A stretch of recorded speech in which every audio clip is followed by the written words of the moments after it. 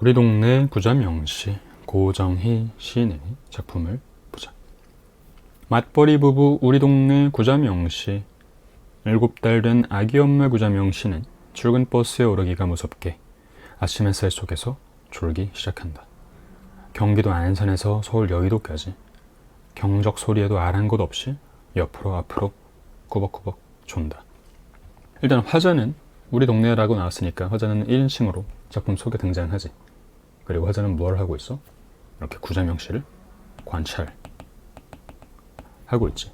구자명시는 여성인 것 같아. 7달 된 아기 엄마라고 했으니까. 근데 출근 버스에 오르고 타자마자 졸기 시작한대.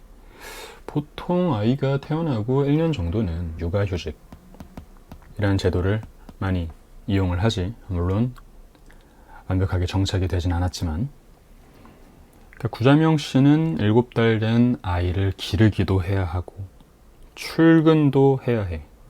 그럼 어떻겠어? 엄청 피곤하겠지. 얼마나 피곤하겠어. 아마 학생들은 피곤함이라는 걸 크게 못 느낄 수가 있겠지만 20살 중반에서 20살 후반 정도만 돼도 이 피곤함이라는 게 자주 느낄 수 있을 거야. 근데 이제 40대, 50대가 되면은 말할 것도 없겠지. 게다가 일의 강도나 이런 사건들이 누적이 된다면 훨씬 더 피로할 것이고, 출근 버스는 못해도 8시 막 이쯤에는 타게 될 테니까 잠도 많이 못 잤겠지. 그리고 출근지를 보면은 경기도 안산에서 서울 여의도까지야. 거의 3시간이 넘는 거리지. 구체적인 지명을 사용했기 때문에 생생한 사실감, 현장감을 주고 경적 소리에도 아랑곳하지 않아. 계속 꾸벅꾸벅 졸아. 얼마나 피곤하길래 막 시끄러운 소리, 막 경적 소리, 자동차 덜컹거리는 거에도 모르고 꾸벅꾸벅 졸고 있는 모습인 거야. 차창 밖으론 사계절이 흐르고 진달래 피고 밤꽃 흐드러져도 꼭 부처님처럼 졸고 있는 구자명시. 그러니까 차창 밖으론 사계절이 흘렀더라는 건 사계절 내내 1년 365일 24/7이라는 거지. 매일매일 시간이 흘러도 진달래나 밤꽃이 흐드러져도 가득 폈다라는 거야. 아주 아름다워도 봄이 되어도 부처님처럼 졸고 있어. 즉 사계절 내내 피곤한 거지. 언제나, always야. 언제나 이런 힘든 노동에 시달리고 있기 때문에 언제나 피곤한 상태인 거지. 그런 모습을 부처님처럼 졸고 있다라고 표현을 했는데, 부처님이라는 건 모든 걸 포용하는 존재, 모든 걸 수용하는 존재잖아. 어떻게 보면은 온화하고 모든 걸 해탈한 존재라고 볼 수도 있지만, 그렇다기보다는 어쩔 수 없이 이 모든 상황들을 그냥 군말 없이 수용해내는 그런 의미에서 부처님으로 비유했다라고 볼 수가 있겠지.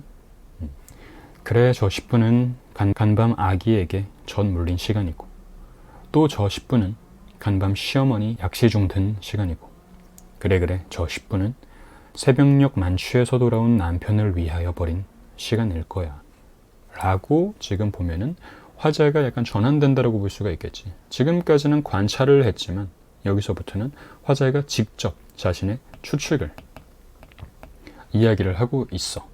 위에서 관찰을 했다면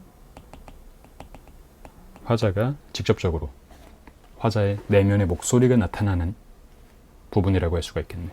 꼭 구자명시 혼자 감당해야지는 않아도 되겠지.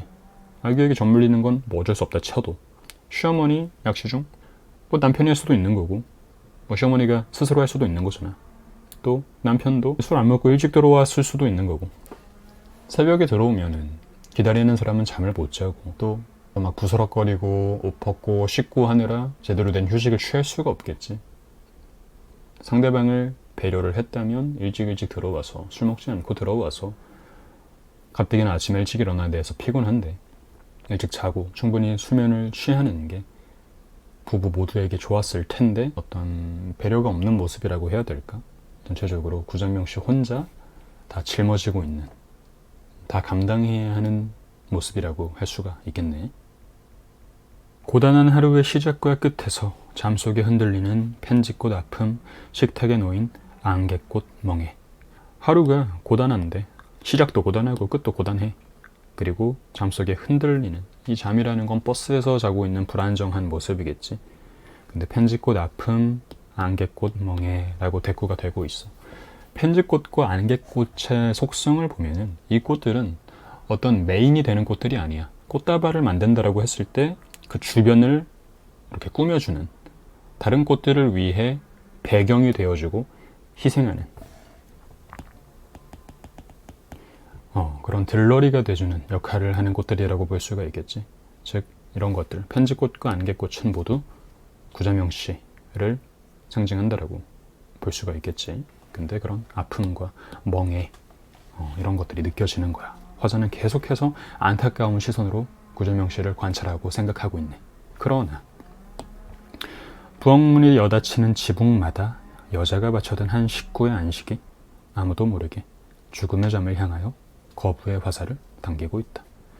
여기 보면은 시상이 확대돼. 시적 대상이 지금까지는 구자명시 한 사람이었는데 부엌문이 여닫히는 지붕마다라고 되어 있지. 즉 집집마다, 심지어 또 구자명시라는 개인적인 대상에서 여자가 라고 하면서 대상이 여성 전체로 확대가 되고 가정 전체로 확대가 되고 있다. 즉 구자명시만의 일이 아니라는 거지.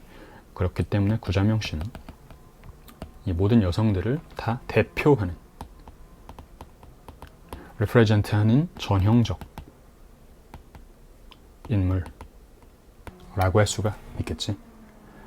그래서 그런 여자가 바쳐든, 여자가 희생하여 돌아가는, 혼자 감당하기 때문에 가능한 한 식구의 안식, 편안함, 평화로움이 아무도 모르게, 아무도 알아주지 않으니까 죽음의 잠을 향하여 거부의 화살을 당기고 있다. 죽음의 잠이라는 건 진짜 죽을 것처럼 쏟아지는 피로함이라고도 볼 수가 있겠지. 그리고 실제로 이런 피로함이 늘어나고 수면이 부족하면 건강의 악화로 이어질 수 있을 것이고, 하지만 그것조차도 거부를 하고 있어. 편안하게 잠들 수가 없는 거지. 편안하게 자고 싶지만 일어나서 출근할 수밖에 없지. 불안전하게 잘 수밖에 없고, 그래서 온전하게 잠들 수 있는 게 아니라 계속해서 거부를 하고 있는, 거부를 할 수밖에 없는 그런 안타까운 모습, 그런 희생적인 모습을, 그런 희생을 강요하는 모습을, 강요당하는 모습을 비판적인 시선으로 그려낸 작품이라고 할 수가 있겠다.